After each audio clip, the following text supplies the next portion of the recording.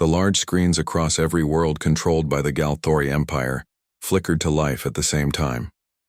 Billions of beings from thousands of different species looked up, some by choice and others because they had to.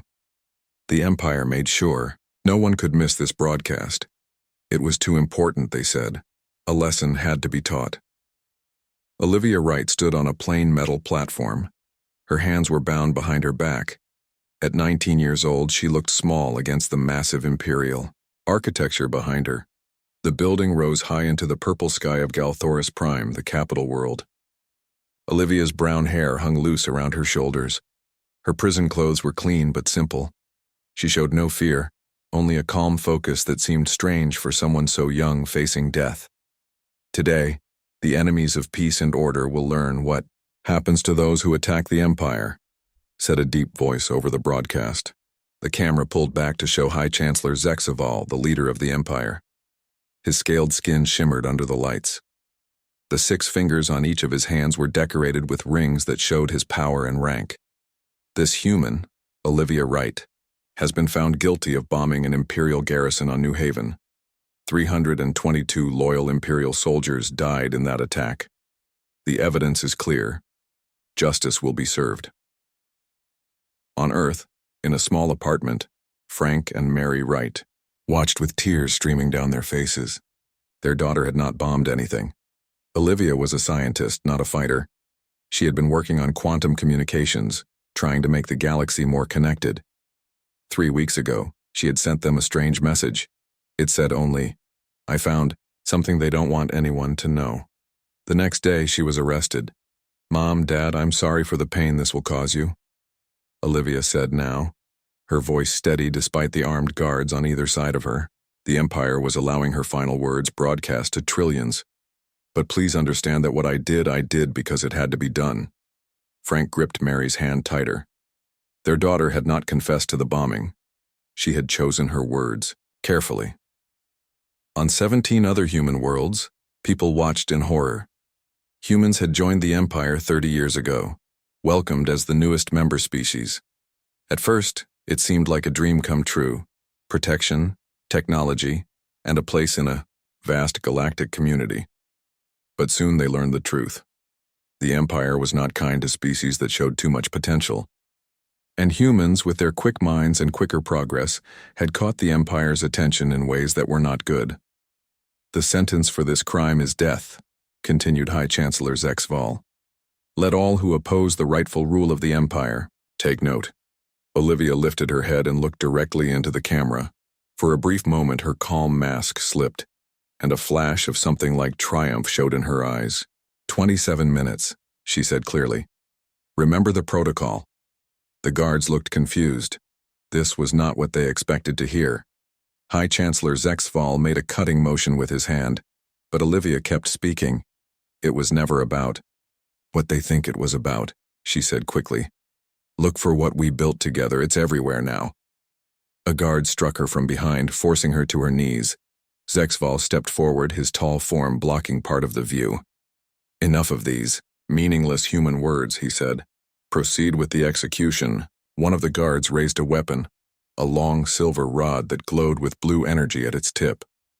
The Empire preferred this method for public executions. It was quick, but visible enough to serve as a warning. Olivia closed her eyes. The blue light grew brighter, then flashed once. The screens showed her body fall to the platform floor. The Empire kept the cameras on her still form for 10 full seconds. Then the image switched to 3 Imperial experts sitting at a table. "As we can see, justice has been served," said the first expert, a female Galthori with elaborate head crests. "This human chose to attack the Empire that welcomed her species with open arms." "Humans remain one of our most concerning member species," said another. "Their unpredictable nature makes them dangerous. Perhaps stronger controls are needed." "The Empire has been too lenient with humans," added the third. "This incident shows they require a firmer hand." The broadcast continued, but fewer people were listening now. Across human space, millions were in shock. A human had been publicly executed for the first time since Earth joined the Empire. But a smaller number, Just a few hundred people scattered across different worlds had heard something different in Olivia's last words. In a deep underground facility beneath the Rocky Mountains on Earth, alarms began to sound. Alan Summers pushed away from his desk and ran down the corridor. He burst into the main control room where screens covered the walls. "Tell me someone else heard that," he said urgently. Diane Carter, the head of communications, nodded. Her face was pale. 27 minutes, remember the protocol? She pointed to the main screen where a countdown had appeared. "It started, Alan. Protocol Omega has been activated." Alan stared at the numbers as they ticked down.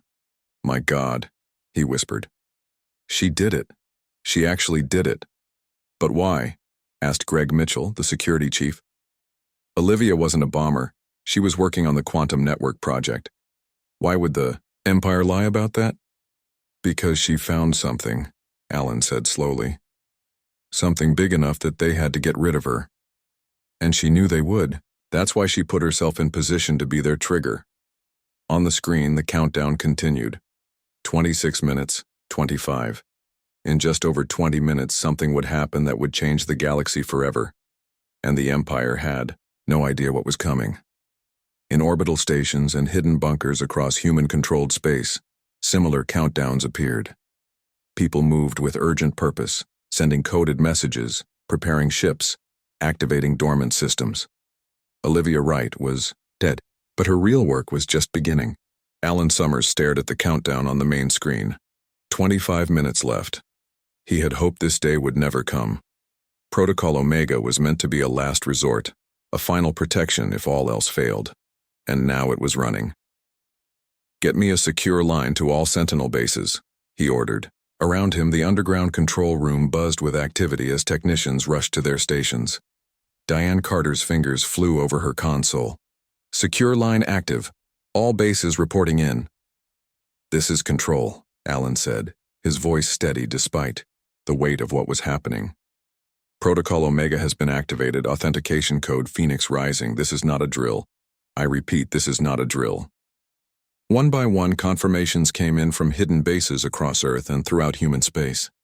Each voice sounded the same mix of dread and resolve that Alan felt. "How did Olivia access the activation codes?" Greg Mitchell asked, checking the security systems. "She wasn't cleared for that level." "She was working on the quantum network," Alan replied. "She must have found a way in. The question is why? What did she learn that made this necessary?" The facility had been built 30 years ago, when humans first joined the Galactic Empire. On the surface, it was a weather monitoring station. Few knew what lay in the deep levels beneath the mountains. Alan looked at the old photograph on the wall. It showed his parents with 5 other scientists, standing in this same room when it was new. They had created Protocol Omega when Earth first encountered the Empire. While politicians celebrated the new alliance, this small group had quietly prepared for the worst. "Pull up Olivia's personnel file," Alan said, "and get me everything on the bombing she supposedly committed." Diane nodded. "Already working on it." "Something's not adding up. The bombing happened 3 weeks ago, but look at this." She pointed to a data stream on her screen. Olivia was accessing the quantum network at exactly the same time, from a lab on the other side of New Haven.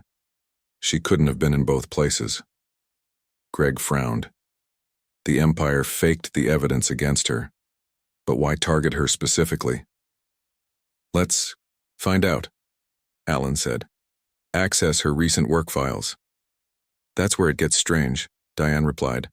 "Most of her files were standard research, but 6 weeks ago, she started a new project. The Empire classified it immediately. 20 minutes remained on the countdown. Alan felt sweat forming on his forehead. Once Protocol Omega activated, there would be no going back. A memory surfaced in Alan's mind. He was 10 years old, sitting in this same facility while his father explained their work. "The Empire has ruled for thousands of years," his father had said. "They look peaceful, but they eliminate any species that might one day challenge them. 17 advanced civilizations have mysteriously collapsed after joining the Empire. We won't be the 18th. Over the next 20 years, humans had used their position as the newest imperial species to place special devices on every world the Empire controlled. The devices were disguised as standard parts of the quantum communication network that humans helped build. No one questioned why humans were so eager to connect the galaxy. They just accepted the help. "I've found something," Diane announced. 3 weeks ago, Olivia accessed an old Imperial archive. She was looking at extinction events throughout the Empire's history. "The 17 species," Alan whispered. "Yes. And I think she found proof. Look at this message she tried to send. It was blocked by Imperial censors." Diane put it on screen. The message was addressed to the Human Council, the governing body for all human worlds. It read, "Evidence located. The Empire systematically destroyed species 17, 16, 15. Pattern confirmed. Humans are next. They know I've accessed this data. Implementing failsafe. 27 minutes after broadcast." "She knew they would execute her," Greg said softly. "She used herself as the trigger." 15 minutes remained. On another screen, reports started coming in from across Imperial space. Human citizens were quietly moving toward designated safe zones. Ships were preparing for emergency jumps. The network that had been built in secret for 30 years was coming alive. "Need to contact her parents," Alan said. "They should know the truth." "Already done," Diane replied. "They're being moved to a secure location, but Alan, are we really doing this? Once Protocol Omega activates, billions will die." Alan shook his head. "That's not how it works. The devices target military and government installations only. They use the Empire's own power grid against them. Civilian areas will be mostly untouched. Still, the Empire has ruled for thousands of years," Greg said. "In 27 minutes that ends. What comes after?" "I don't know," Alan admitted. "But if Olivia was right, if the Empire was planning to eliminate us like they did 17 other species, then we have no choice." 10 minutes remained. The facility's old systems hummed as they powered up fully for the first time. These machines had waited 30 years for this moment. On screens around the room, they could see Imperial news broadcasts.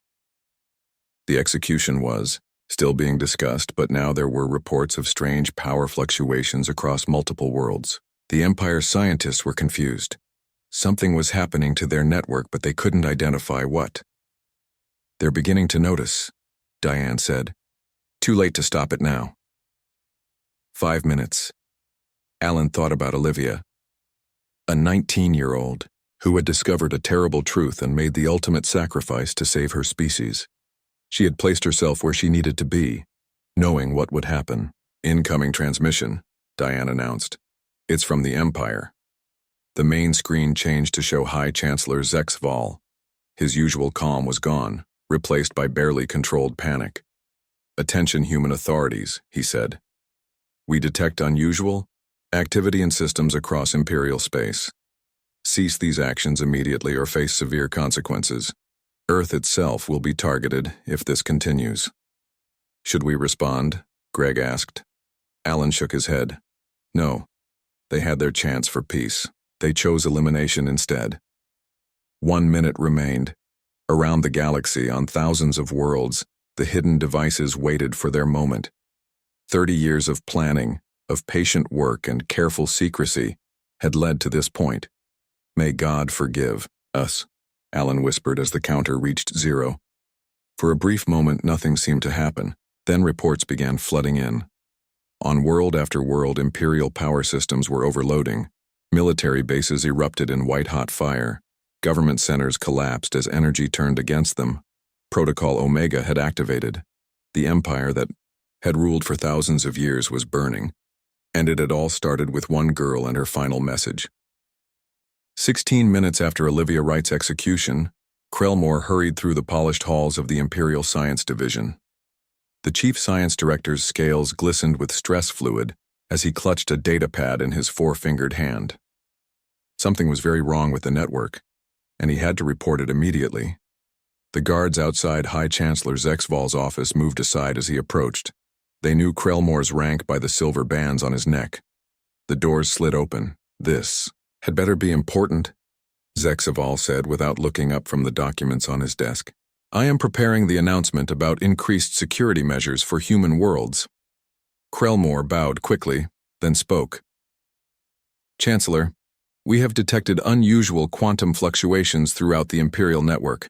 They began approximately 16 minutes ago and are increasing in strength. Now Zexval looked up, his yellow eyes narrowing. Explain in simple terms. Energy is building up in multiple systems across Imperial space. The pattern is artificial. Someone has activated something within our network. The humans? Zexval asked, rising from his chair. We cannot confirm, but the timing. Krellmore hesitated. The fluctuations began moments after the Wright execution. The High Chancellor's mind raced. He had ordered Olivia Wright's death because she had discovered classified information about the Empire's past. Records that proved the Empire had eliminated 17 rising species over the past 10,000 years when they began to show too much potential. Humans were showing the same signs. They learned too quickly, spread too fast, questioned too much. Her last words, Zexval said quietly. 27 minutes. Remember the protocol. Yes, Chancellor. We believe she activated some kind of countdown, but we don't know what happens when it reaches 0. Zexval moved to the large window overlooking the capital city. The sky was darkening as night approached. In the distance, he could see the platform where the execution had taken place. Workers were already dismantling it. How long do we have? He asked. 11 minutes if her countdown was accurate. The High Chancellor touched a control on his desk. Security alert. All Imperial forces to highest readiness. I want every human in government or military positions detained immediately. Krellmore shifted nervously. Chancellor, there's something else. We've detected unusual movement patterns among human populations. They appear to be gathering in specific areas, away from Imperial installations. They know, Zexaval hissed. Whatever is happening, they were prepared for it. He turned to face the science director. Can we stop it? We're trying, but the fluctuations are embedded in our own network. Somehow they've used our quantum communication system against us. The High Chancellor's mind went back 30 years, to when humans had joined the Empire. They had been eager to help build the galaxy-wide quantum network, offering their technology and expertise. Everyone had thought it was just the enthusiasm of a new species wanting to prove their worth. No one had questioned it. The network, he said, understanding dawning. They've been planning this for decades. 7 minutes remained on the countdown. Krellmore's data pad beeped with new alerts. We're detecting power surges now. They're focused around military bases and government centers. Zexval strode to his communication console. Patch me through to every Imperial world. Emergency override. The console lit up, indicating a galaxy-wide broadcast. Attention all Imperial citizens. This is High Chancellor Zexval. We are experiencing a coordinated attack on our systems. Evacuate all Imperial facilities immediately. Security forces should detain any humans in your vicinity. As he spoke, the lights in his office flickered. A distant rumble shook the building. What was that? He demanded. Krellmore checked his data, and his hands trembling. The military command center across the city, it just exploded. 5 minutes remained. Zexval opened a secure channel to Earth. This is High Chancellor Zexval to human authorities. We know what you're doing. Stop this attack immediately, or we will destroy your homeworld.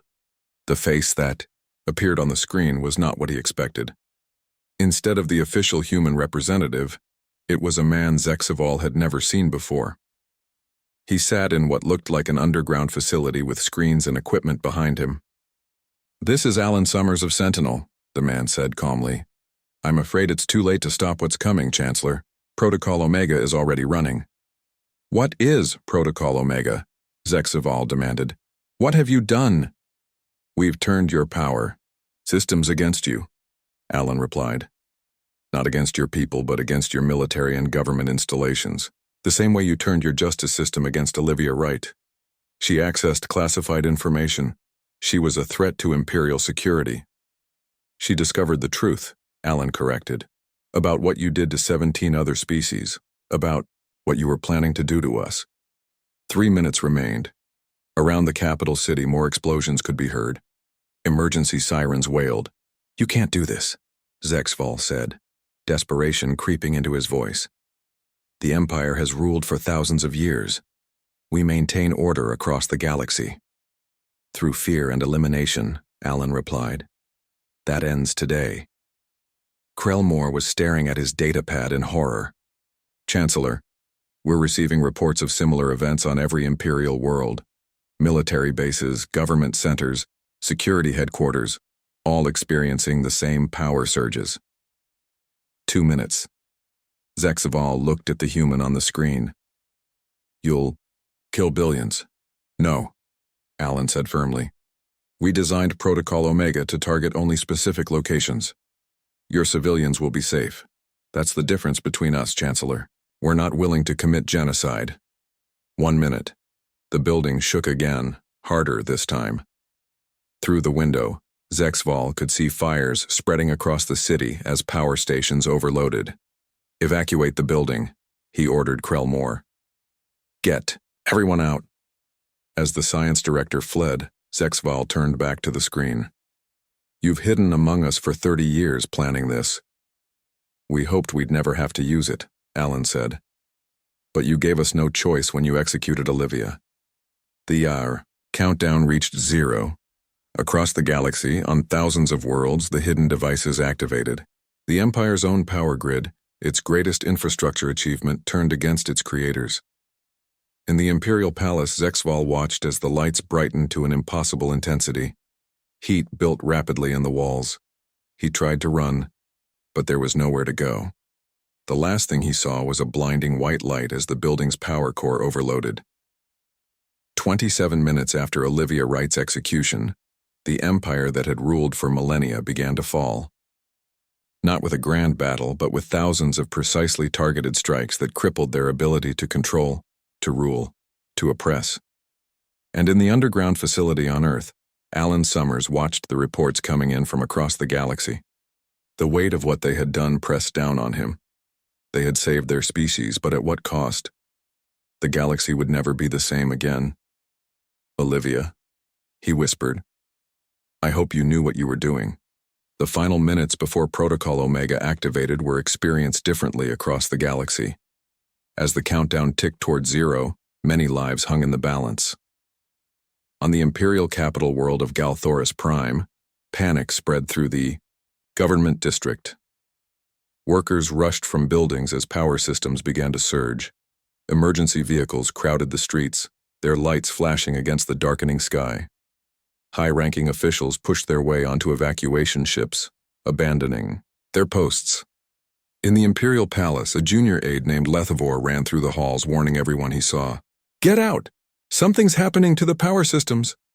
Most listened, some didn't. He would never forget the screams of those who stayed behind, trapped when the building's doors sealed automatically during the power surge. 5 minutes before activation, on the colony world New Haven, Frank and Mary Wright stood in their backyard. They had been taken there by 2 quiet humans who identified themselves only as friends of the protocol. The night sky above them shimmered with strange lights as energy built up in the atmosphere. "Did you know?" Mary asked her husband, tears still on her face. "Did you know what our daughter was involved in?" Frank shook his head. "She couldn't tell us, but I think she knew for a long time that this might happen." They watched as Imperial ships rose frantically from the military base across the city. Some made it to orbit, others didn't, their engines failing as the power grid they drew from became unstable. "They said we'll be safe here," Frank said. The protocol only targets Imperial facilities." Mary squeezed his hand. "Our daughter saved us all." 4 minutes before activation, Captain Lisa Howard of the human military vessel USS Defender received her final orders. The ship had been positioned near the edge of the New Haven system, away from Imperial patrols. "All crew to emergency stations," she announced. "Prepare to assist civilian evacuations from Imperial installations." Her second-in-command, John Fuller, looked at her with concern. "Captain, what exactly is happening?" "The end of the Empire," she replied simply, "and the beginning of something else. Our job is to make sure as many innocent people survive as possible." Across her view screen, she could see other human ships moving into similar positions near major worlds. For years, the human fleet had seemed small and insignificant compared to Imperial forces. Now Lisa understood why. Much of their true strength had been hidden, waiting for this moment. 3 minutes before activation in hidden shelters across 17 former homeworlds, the survivors of species the Empire had nearly wiped out looked up at emergency broadcasts. These people, the Nilarians, the Trisk, the Volith, and others, had lived in hiding for generations, preserved by human agents who had found and protected them after discovering the Empire's genocide. On the former Volith homeworld, Elder, Kirtash watched the broadcast with wide eyes. His people had been reduced to less than 10,000 survivors, hidden in underground cities. The Empire had blamed their near extinction on a plague. Now he knew the truth. Could it really end? He whispered to his granddaughter. After all, these centuries? 2 minutes before activation, Imperial scientists made their final desperate attempts to stop what was coming. In research labs across the galaxy, they tried to break the connection to the human devices hidden in their network. But the systems were too deeply integrated, the protocol too well designed. In one such lab on an outer rim world, scientist Rental worked frantically at her console. She had been studying human technology for years and had always admired their ingenuity. Now she understood why their designs had seemed so unusual. They had been building toward this moment all along. As her screens filled with warning signals, she stepped back. There was no stopping it now. Instead of fleeing, she sat down and watched. Part of her, the scientist part, wanted to see what would happen when the protocol activated. 1 minute before activation, in the underground facility on Earth, Alan Summers made his final check of the system. Around him, his team worked at their stations. Some had tears in their eyes. Others showed grim determination. "All evacuation protocols are running," Diane reported. "Civilian alerts have gone out. Imperial forces are trying to jam our communications," Greg added. "But they're too late. Everyone who needs to know has been told." Alan looked at the main screen where the countdown showed 30 seconds. He thought of his parents who had started this project 30 years ago. They had hoped it would never be needed, but they had built it anyway just in case. "This isn't just about saving humans," he said to his team. "This is for all the species the Empire has destroyed or tried to destroy. This is so it never happens. Again, 10 seconds. Across the galaxy, power systems reached critical levels. 5 seconds. Safety protocols in Imperial facilities tried to engage but were overridden by the quantum signals. 0. Across thousands of worlds, at exactly the same moment Protocol Omega activated, the Empire's power grid, turned against itself, released energy in precisely targeted bursts. Military bases erupted in controlled explosions. Government buildings collapsed as their foundations melted. Security stations went dark as their systems failed. On the Imperial throne world, the palace that had stood for 5,000 years crumbled in less than 30 seconds. The quantum energy release was so intense that it lit up the night sky, turning darkness to brief artificial day. In orbit above major worlds, Imperial warships lost power, their weapon systems disabled by the same network they relied on for communication. Some drifted helplessly. Others fell from the sky, their crews escaping in life pods that were carefully directed away from populated areas by hidden programming. Protocol Omega did not target civilian areas. Markets still had power. Homes were untouched. Transportation systems continued to function in cities across the Empire. But everything that had given the Empire its ability to control, to oppress, to rule through force, all of it was gone in 27 minutes. On New Haven, Frank and Mary Wright watched as the Imperial military base in the distance collapsed in on itself. The energy release sent a shockwave across the landscape, but it stopped short of the civilian areas of the city. Olivia always said she wanted to make a difference, Mary whispered, to change things for the better. In his underground facility, Alan watched the reports coming in from across the galaxy. The protocol had worked perfectly. 30 years of planning, of hiding, of preparation. It had all led to this moment. "Send the all-clear signal," he told Diane. "And prepare the announcement broadcasts. The people need to know what happens next." As the dust settled across the galaxy, as the fires began to die down, the truth became clear. The empire that had ruled for thousands of years was gone, not destroyed entirely. Millions of Imperial citizens still lived, but its power was broken beyond repair, and it had all started with one human girl who had discovered a terrible truth and made the ultimate sacrifice. 27 minutes after her execution, Olivia Wright had changed the galaxy forever. 3 months passed. The galaxy changed more in those 90 days than it had in the previous 1,000 years. The great halls of the neutral trading station hummed with activity. Once a minor outpost on the edges of Imperial space, it now served as the meeting place for the newly formed Galactic Coalition. Representatives from hundreds of worlds gathered here because it was one of the few large stations not built by the Empire. Alan Summers walked through the crowded main corridor, feeling the weight of many eyes upon him. Some looks were grateful, others fearful. After Protocol Omega, humans had become both heroes and monsters in the eyes of the galaxy. They had freed countless worlds from Imperial rule, but they had also shown a power and foresight that made many nervous. "The session begins in 10 minutes, Representative Summers," said his assistant, a young woman named Beth Morgan. Alan nodded. "Are the Wright family's quarters comfortable?" "Yes, sir. They arrived safely this morning. They'll be at the ceremony later." The past 3 months had been chaotic. When Protocol Omega activated, it had broken the Empire's power across thousands of worlds. Imperial military and government centers were destroyed, but civilian areas remained untouched. The death toll had been far lower than anyone might have expected for such a massive operation. Still, millions of Imperial officials and military personnel had died. Alan carried that weight with him every day. It had been necessary, he believed, but that didn't make it easy. He entered the great chamber where representatives from across the galaxy waited. The room fell silent as he took his seat. As Earth's chosen speaker, he represented all humanity at these meetings.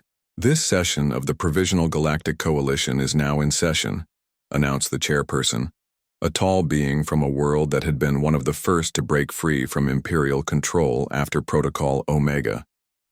The main item on today's agenda was the evidence Olivia Wright had discovered, proof of the Empire's systematic destruction of 17 species over the past 10,000 years. Alan had brought the complete files, recovered from Olivia's hidden data storage. "Before we begin," said a representative from a former Imperial core world, "I wish to address the human delegate directly." The chairperson nodded permission. "Terrain. Months ago, your species unleashed a weapon of unprecedented power," the delegate continued. "You destroyed an empire that had stood for thousands of years. You killed millions, and you did it all with a plan you had been building for 30 years. How can any of us trust a species capable of such patient violence?" Murmurs spread through the chamber. Alan stood to respond. 30 years ago, humans joined the Empire in good faith," he said. "We believed we had found friends among the stars. But soon we discovered signs that the Empire had a pattern of eliminating species that showed too much potential." He gestured toward the large display at the center of the chamber. "While we built Protocol Omega as a failsafe, we hoped never to use it. We watched and waited for signs that our fears were wrong." Alan took a deep breath. But then Olivia Wright discovered absolute proof. The Empire had systematically destroyed 17 species, making their extinctions look like natural disasters or plagues or civil wars. The display showed images from the archives Olivia had found, records of Imperial operations against the 17 species, plans for manufactured disasters, reports on elimination progress. Olivia discovered that humans were next on their list. Alan continued. When they realized what she had found, they framed her for a bombing and executed her. She used her final moments to activate Protocol Omega, knowing it was the only way to save not just humanity, but all other species the Empire might target in the future. The chamber was silent as the representatives studied the evidence. Humans did not destroy the Empire, Alan said finally. We disabled its ability to rule through force. Most Imperial citizens are still alive. Their worlds still function. But the power that allowed them to commit genocide 17 times is gone. After the session ended, Alan made his way to a smaller chamber where a ceremony was planned. A memorial to Olivia Wright had been created. A simple stone column with her image and a record of what she had discovered and what she had done. Frank and Mary Wright stood beside it, their faces showing both grief and pride. She always wanted to make a difference, Mary said as Alan approached. Even as a little girl, she talked about changing the galaxy for the better. She did, Alan replied softly. More than anyone could have imagined. Frank touched the memorial stone. They told us what she found in the Imperial archives about the other species. Alan nodded. She discovered what the Empire had been hiding for thousands of years, and she knew they would kill her for it. Was she always part of your plan? Mary asked. Did you recruit her for this? No, Alan said firmly. Sentinel kept track of promising scientists working in Imperial facilities, but Olivia had no connection to us. She found the evidence on her own. She figured out what Protocol Omega was by herself, and she chose to become the trigger. Representatives from across the galaxy began to enter the chamber for the ceremony. Among them were small groups of beings that few had seen before, the survivors of species the Empire had nearly wiped out. Over the past 3 months, humans had revealed the hidden shelters where they had protected these survivors. An elderly Volith approached the Wrights. His scaled skin was faded with age, his movements slow, but his eyes were bright with emotion. Your daughter saved more than just humans, he said in a voice rough with age. My people were nearly wiped out by the Empire 300 years ago. They made it look like a plague, but it was deliberate. The few thousand of us who survived only did so because human agents found us and hid us away. We lived in fear for generations, thinking we were the last. Now we know other Volith survived on other worlds, also protected by humans. We didn't know, Frank said, surprised, about any of this. Few did, Alan explained. The Sentinel program had many parts. Protocol Omega was just one of them. Another was finding and protecting survivors of the species the Empire tried to destroy. More people gathered for the ceremony. Representatives from dozens of worlds, former Imperial citizens who had never known they lived in a society built on genocide, and survivors who thought they were the last of their kind. The chairperson called for attention as the ceremony began. We gather today to honor Olivia Wright. Her discovery exposed the Empire's greatest crime, and her sacrifice freed the galaxy from Imperial rule. One by one, representatives spoke about what had happened in the 3 months since Protocol Omega. Imperial worlds had established provisional governments. Former subject species had reclaimed their independence. The survivors of the 17 nearly extinct species had begun to rebuild. The Galactic Coalition is founded on a simple principle, said the chairperson. Never again will one power be allowed to dominate all others. Never again will genocide be used as a tool of control. When it was Alan's turn to speak, he looked at the Wrights before addressing the gathering. Olivia Wright was 19 years old. She was a scientist, not a soldier. When she discovered the truth about the Empire, she could have fled. She could have hidden. Instead, she chose to act. He paused. In doing so, she knew she would die, but she also knew she would save countless lives. The chamber was silent as he continued. Humans built Protocol Omega because we understood something the Empire never did. Real strength isn't about controlling others. It's about protecting those who cannot protect themselves. After the ceremony, Alan walked with the Wrights through the station's observation deck. Through the large windows, they could see ships from dozens of worlds moving in the space around the station. Many displayed the new symbol of the Coalition, a circle of stars with lines connecting them. What happens now? Mary asked. We rebuild, Alan replied. The coalition will help worlds transition from imperial rule to self-government. We'll restore the 17 species the Empire tried to destroy. And we'll make sure nothing like this ever happens again. And humans? Frank asked. What is our place in all this? Alan looked out at the stars. That's what we need to figure out. We showed the galaxy what we're capable of, both good and bad. Some fear us now. Others look to us for leadership. We need to find a balance. A small ship passed close to the window, a Volith vessel with a human ship escorting it. They were headed to the Volith homeworld, bringing survivors home for the first time in centuries. Olivia would have liked that, Mary said, watching the ships. Later that evening, Alan met with his core team in private quarters. Diane and Greg had also come to the station for the ceremony. The coalition is coming together better than we expected, Diane reported. Most worlds are eager to join, even former Imperial core worlds. There are still challenges, Greg added. Some Imperial military units are holding out in distant sectors, and there are worlds where civil unrest has broken out. Alan nodded. And the device recovery? Proceeding on schedule, Diane said. 80% of the Protocol Omega devices have been removed from the systems they were embedded in. The rest should be recovered within the month. This had been one of Alan's first decisions after the protocol activated, to remove the devices that had given humans such power. It was a gesture of good faith to the new coalition.